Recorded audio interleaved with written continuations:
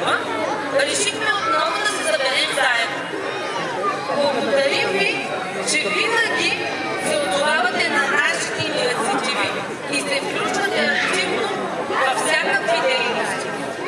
Какъв по-подходящ сезон от есента, за да отдадем почет на нейното величество тиквата, царицата на есента. Тя е символ на плодородие, усмивки, веселие, творчество и вдъхновение. Да си направим един хубав празник. Сега давам думата на госпожа Агопова, директор на детска градина Карамфилче, да ви приветства и да ви разкаже как ще премине празника. Аплодисменти!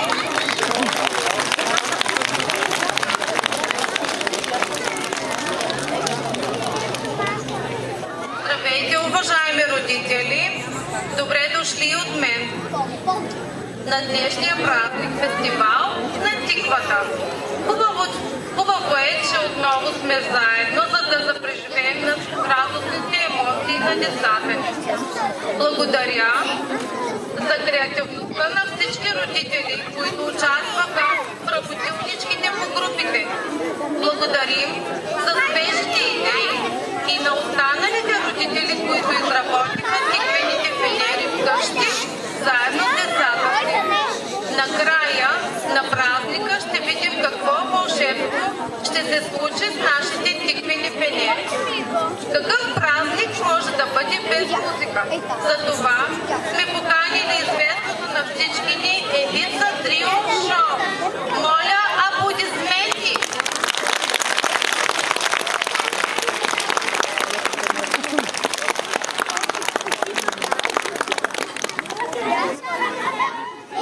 Обявихме 4 конкурса. Най-голяма тиква, най-малка тиква, най-дълга тиква и тиквени изкушения. Има ли конкурс, трябва да има и жури. В нашето жури ще участват по един родител-представител на всяка група. Да ви представя журито. Моля, който се чуе името, да заповяда тук при мен. Даниела Божинова, майка на Калина от първа А група.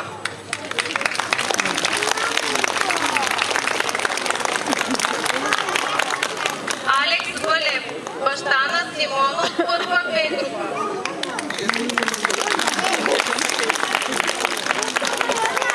Стефан Герканов, баща на Венера от втора А група.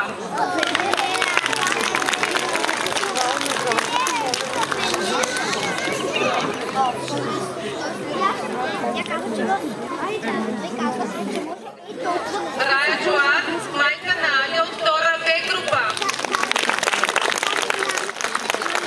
Стела Георгиева, майка на Димитър от трета А група.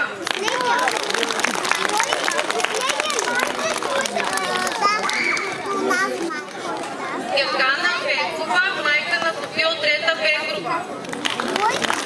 Настина Кузманова, майка на Юлиан и Светомира Великова, майка на Ема от четвърта Б група.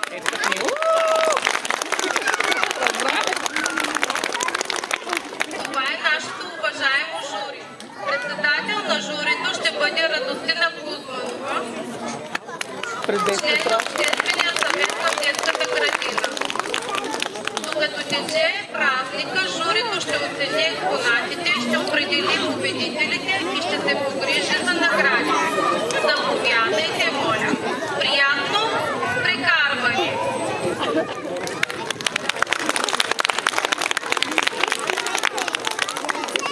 А сега децата от третите и четвъртите групи ще ни изпеят песен за тиквата. За тиквата, разбира се. Аплодисменти!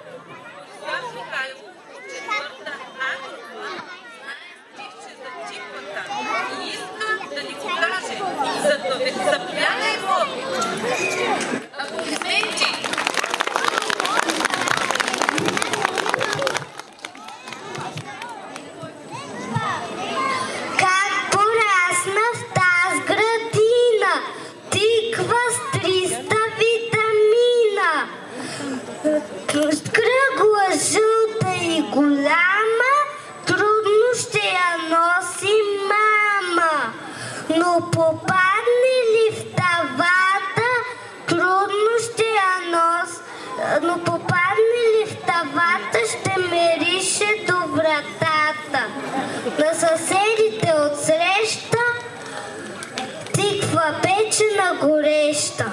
Браво! Силни аплодисменти!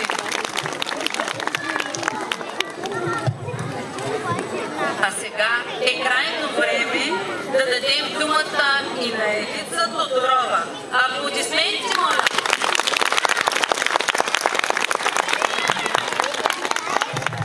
Добър вечер, уважаеми дами и господа, скъпи, прекрасни деца слънца! Здравейте! Аз се казвам Елица и за мен е голяма радост да гостувам във вашата детска градина. С мен са Александър Тодоров Гайда от Варна и Кристиян Петров Тъпан и Глас. Нашите инструменти, с които ще направим нашия концерт, са много интересни и сега Александър Тодоров ще ви запознае с инструментът гайда. Здравейте, деца!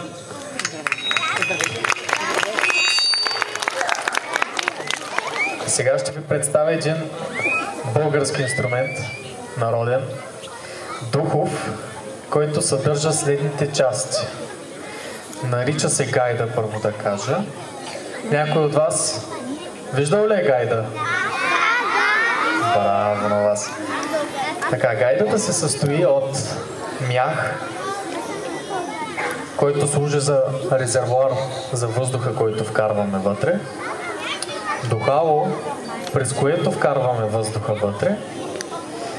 Гайдоница, която е най-важната част на гайдата, без която не може да се възпроизведе звук. И ручило. Това е съпровождаща част, която държи единствено един тон, който представлява това.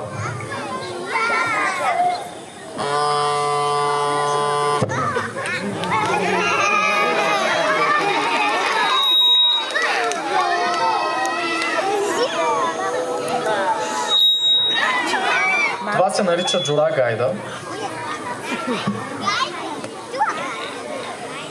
Има още една разновидност на гайдата и тя се нарича каба гайда.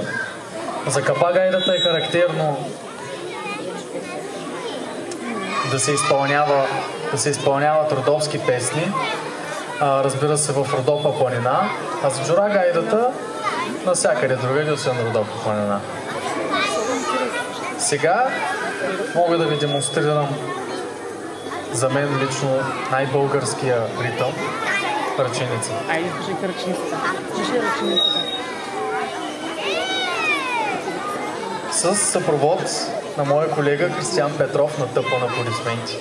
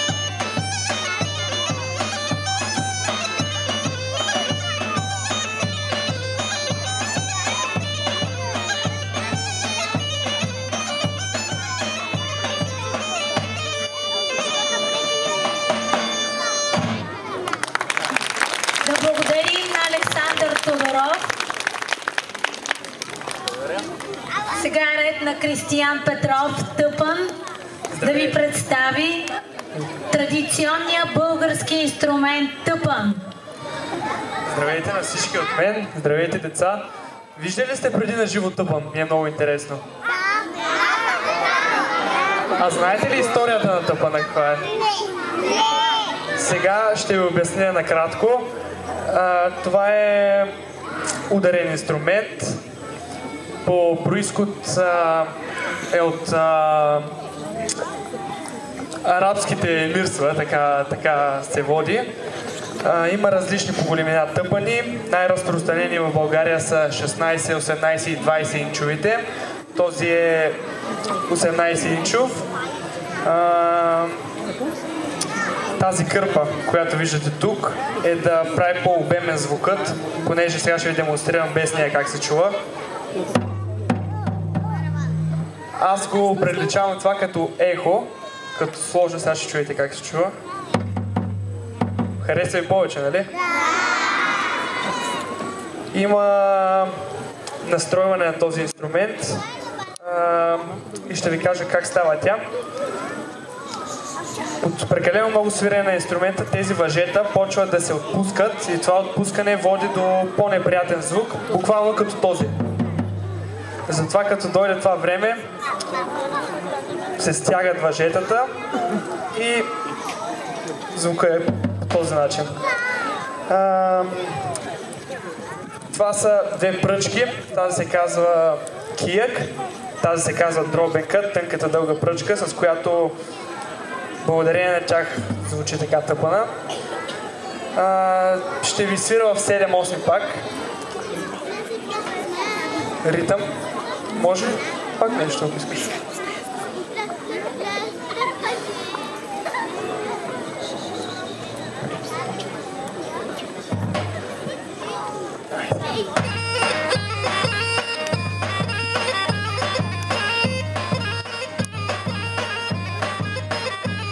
Може да се свири и с тези обръчи.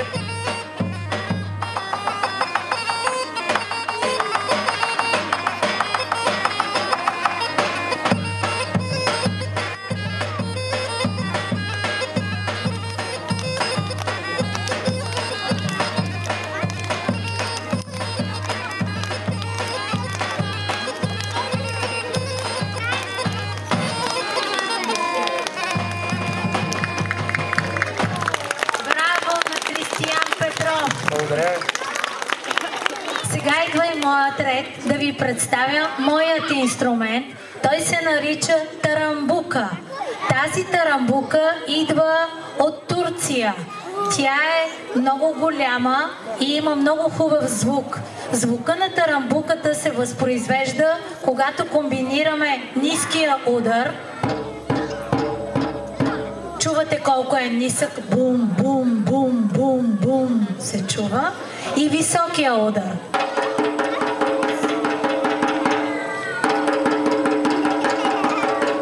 Може да пробвате на кръчетата и вие с мене.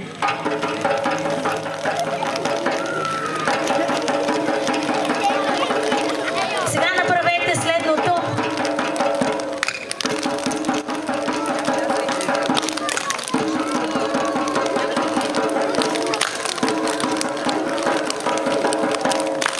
Вие сте готови да свирите на ударни инструменти.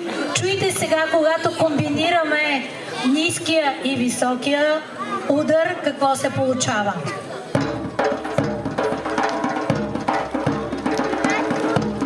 Може да ми помогнете ето така.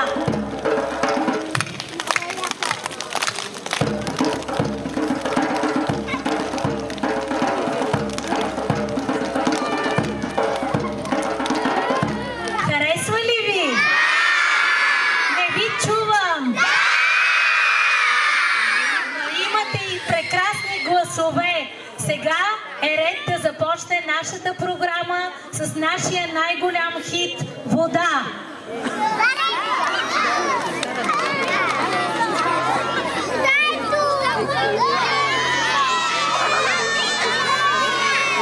Обичате ли вода?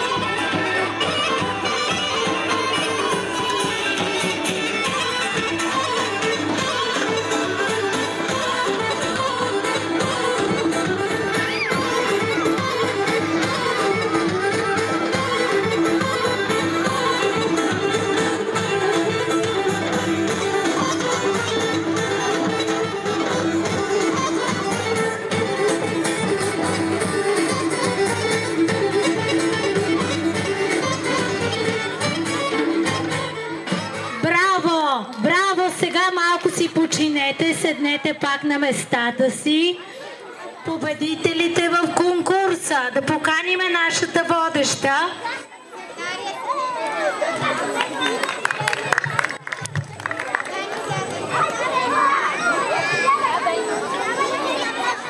А сега дойде време да разберем резултатите от конкурсите. Кои са победителите? Ще ни каже председателят на журито, госпожа Радостина Кусманова. Аплодисменти!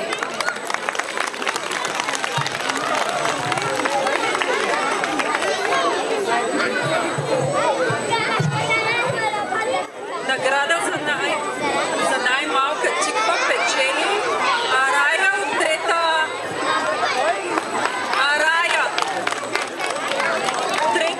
група. Родителите с детенцето може да дойдат. Арая трета.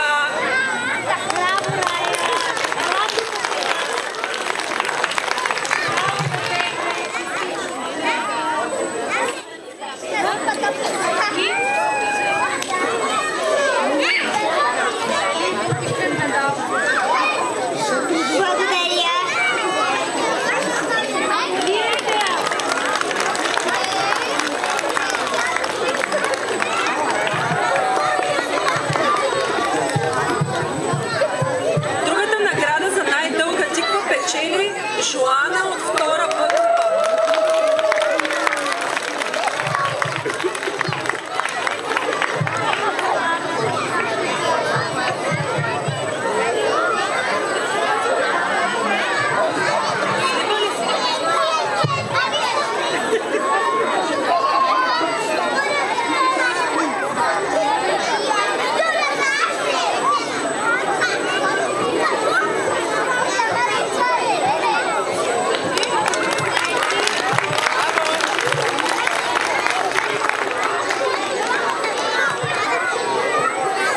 Най-голяма тиква печели Христо от трета група.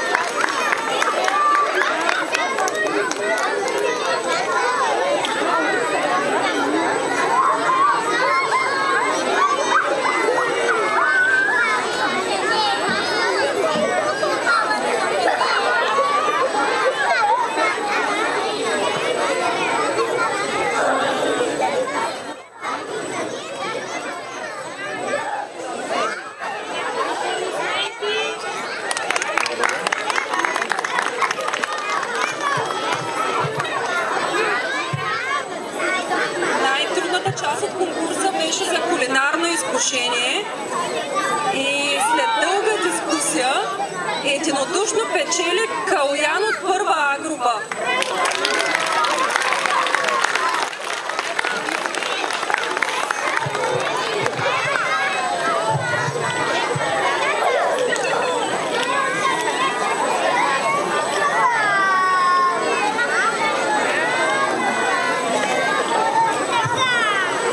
Калоян от първа А.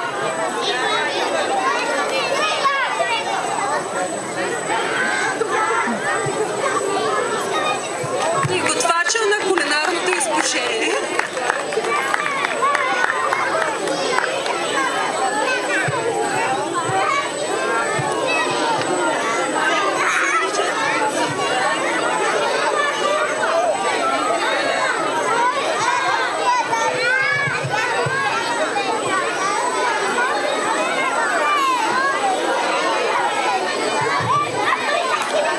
Понеже имаше доста интересни кулинарни изкушения, имаме една поощрителна награда за традиционно изкушение от всички тиквеници и е печели Калоян от трета А група. Наградата е снимка с тези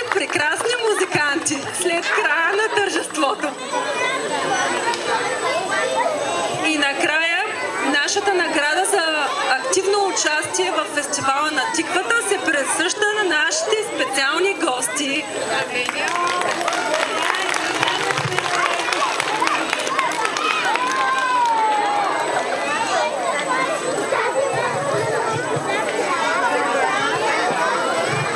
Калоян ще дойде ли от трета?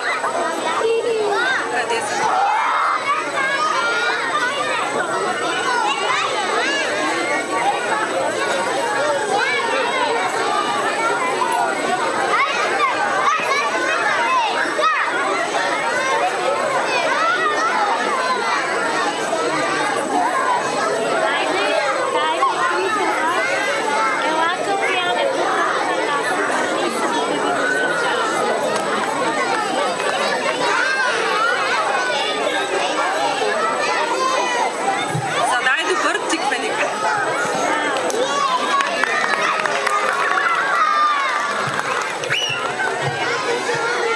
За нас е истинско удоволствие да гостуваме при толкова прекрасна публика, деца и родители в детска градина Карамфилче.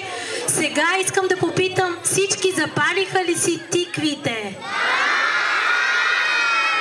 Сега идва вълшебния момент, когато ще изпълним песента Росинка и нека тези тикви да разнасят славата и светлината навсякъде по света. Ще видят вашите снимки, така че усмихвайте се много и може да заповядате да танцувате на дансинга.